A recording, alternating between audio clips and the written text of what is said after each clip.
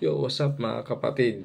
Ayan, nakakalungkot na balita yung nangyari kahapon, yung pag-trade dun sa dalawa. Hindi naman ako totally fans ng Lakers saka Mavs. Talagang GS talaga ako, saka Boston. Pero yung pag-trade dun sa dalawa kay Lucas saka Anthony Davis, kinabigla ko rin, di ba? Siyempre, NBA fans ka. Siyempre, magugulat ka na wala man lang pasapasabi. Nag-trade yung dalawa, di ba? Diba? Para sa mga NBA fans, nakakagulat talaga. Hindi na naman NBA fans kat yung mga NBA player. Nagulat talaga sa nangyaring trade dun sa dalawa. Diba? Kaya ito ko, gagawa naman ng video. Ang aga-aga nung oras pa lang. Alas 6 ng umaga. Ayan. Yung mga nag-trending na mga kanta-kanta sa TikTok yung about sa tugtog ng Squid Game. Ayan, ginawa natin ng lyrics yan ito. Napagawa ko ng lyrics. So, diba? Kaya kung gusto nyo marinig yung lyrics na yun, punta kayo sa TikTok, sa Black App ko. Yan.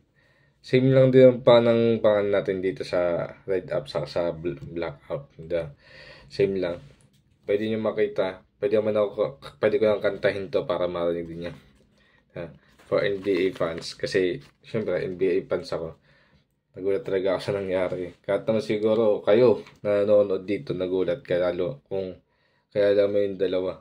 Hindi yung kahit nasabihan mong magkakalaban tayo lahat.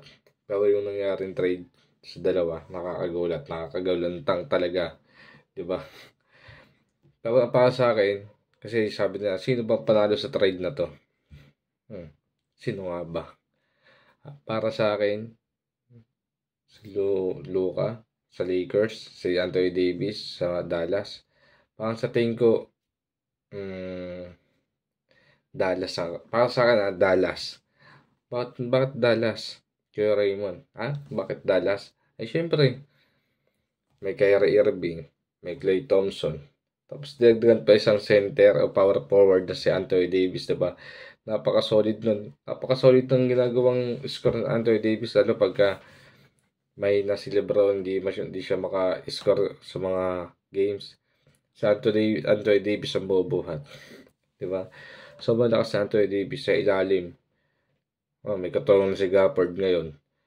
Kasi Luka naman, magaling siya ni Luka. Kaso, ball dominant sila ang dalawa ni Lebron. Ang tanong, paano gagawin ng dalawa para sila hawak ng bola? Diba? Hindi naman pwedeng ganun. Ang request kata ni Davis nung nakaraan, kumuha ng isang center. Kasi gusto niya ata mag-power forward. Kaso anong nangyari? Siya yung na-trade. Diba? Para sa akin, masakit lang din yun dahil NBA pa na ako. Yung gusto niyong mangyari, siya pala yung pinalit. Pero goods na rin kay Anthony Davis. Kasi nasa Dallas siya. Nasa ilalim naman siya. Andiyan si Gafford, pwede siya mag-power forward. Tapos si Irving, andun pa, si Thompson.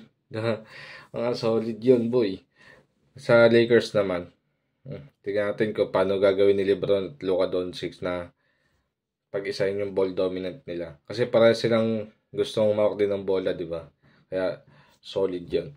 Ito, kantang to, kakantayin natin. Pasensya ako sa boses ko, hindi naman ako kaganda ang kumanta. Ready? Go. For NBA fans, yun. Ginawa ko yung kanina lang, ha. Pero kung gusto nyo mapakinggan yung sa Black App, yan. NBA fans. Nasa Squid Game to, yung nagte-trending ngayon na sa mga sulat-sulat. Ito kasi ginawa ko lang ngayon ng oras na to. Kasi napaisip ako eh. Ito hindi yung utak natin eh, di ba? Game. Totoo ba yan? Totoo ba yan? Di ako naniwala na matatrade ka na. Totoo ba yan? Totoo ba yan? Di ako naniwala na matatrade ka na. Luka, Davis. Yan, ngayon ko lang sinulat to. Dahil mga napapanood ko, nag-open ako ng Facebook, puro ng mukha nila nakikita ko. Kaya yan, gumawa ko ng kanta. Diba? Kaya kung nagustuhan nyo itong video to, huwag kalimutan mag-like, comment, share, and subscribe para like updated sa mga video natin. Sa Black Up, pakinggan nyo. Let's go!